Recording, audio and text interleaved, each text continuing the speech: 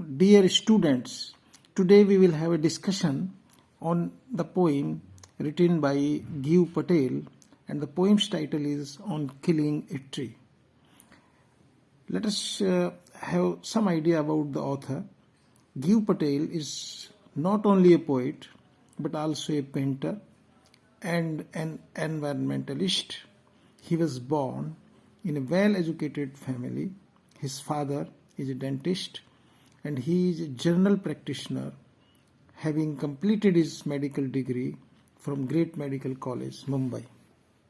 He has various poetical works and has conducted poetic workshops in the different educational institutions. His poem On Killing a Tree speaks about his deep concerns about nature and man's evil habits of cutting trees for selfish motives. This poem raises the issue of environmental degradation and imbalances in ecological system. It has become the habit of today's people in the society that they are cutting trees without any care for nature and natural balances. The poet says that if this trend of cutting trees continues, it will lead to deforestation and it will further lead to the imbalances in ecological system. And this change and this warming up of global warming will lead to will pose a threat to the extinction of mankind. Now let us now discuss about the theme of the poem. The poem On Killing a Tree is like an instruction manual for killing a tree. It tells the reader that trees are living beings. They are not cut but killed properly by uprooting the roots that are inserted deeply in the soil. Through this poem, the poet teaches us many lessons. Firstly, the poem illustrates the courage and strength of trees, through which it teaches us to be strong and determined. Then, it points out that evils are just like roots. They are deeply rooted within us, and even if we feel we have vanquished them, it suddenly appears. Therefore, to kill an evil, we must put in our best efforts and uproot it. Thirdly, it teaches us that we must bring all our work to a proper end. Lastly, it requests us not to cut trees that sustain our lives. Because all human beings, all living things depend on each other. Trees give us oxygen, which is essential for our life, and they take carbon dioxide. So we need oxygen, which is supplied by the trees, and we in our breathing system emit carbon dioxide, which gives life to the trees. So man and trees are interdependent on each other. We must realize this fact before cutting the trees. Now, this poem On Killing a Tree describes the process of cutting a tree completely ironically. Through the description of the process, the poet presents a severe criticism of human cruelty and insensitiveness towards nature in chopping down trees for material benefits. The poet appeals to its readers not to cut trees that give us the necessities of life and sustain them. Therefore, one must not cut trees but plant more and more trees. Apart from this, the poet gives readers several lessons. Through the poem, the poet tells us about the sturdiness and resilience of trees such that they take all kinds of admonitions but refuse to die. Similarly, we too must be strong and determined to face any challenges in life. Next, the trees in the poem symbolize the evil patterns that are deeply inherited within us.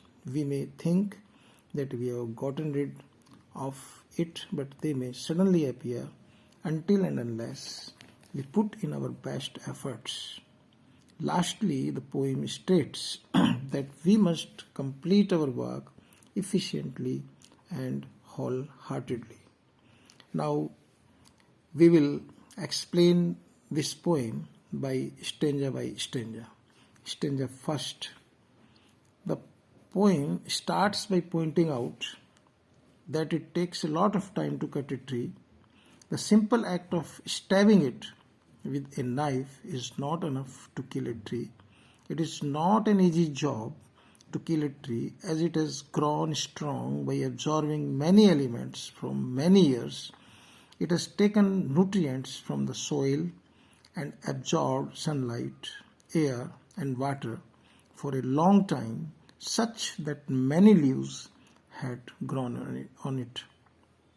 Now, the second stanza.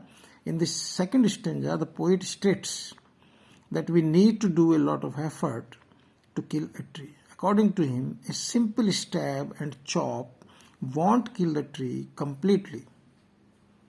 It would only injure the tree, which would suffer the pain with its strength.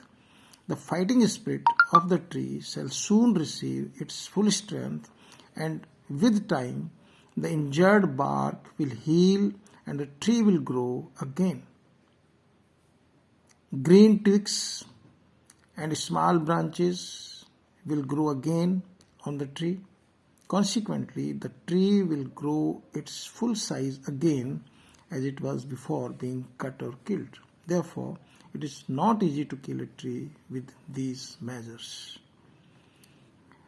In the third stanza, the poet points out the exact manner through which a tree can be killed.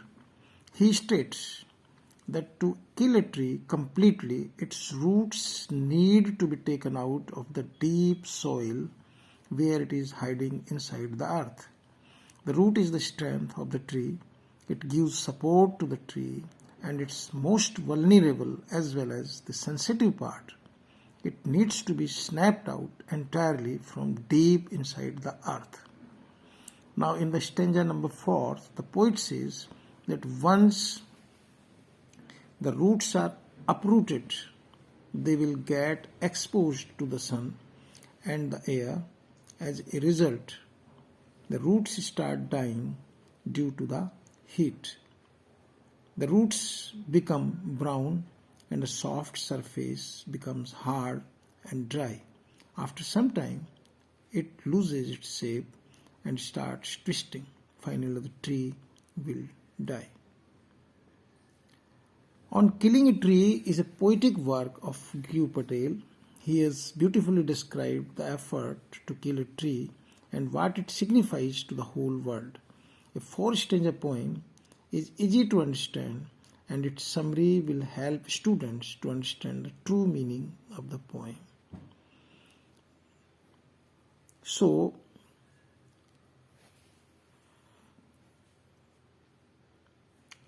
now the message to the reader through this poem is very simple, and the message is very clear and loud that we must stop killing trees if we want to save the lives on planet Earth.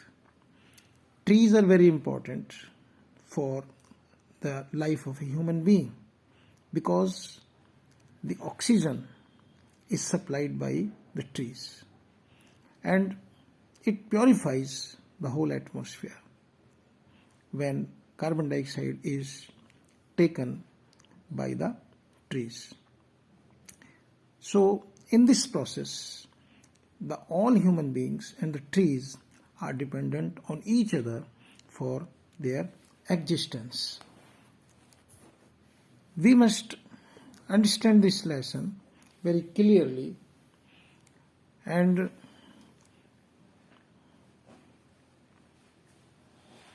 this will ensure students and the reader that through this poem, the poet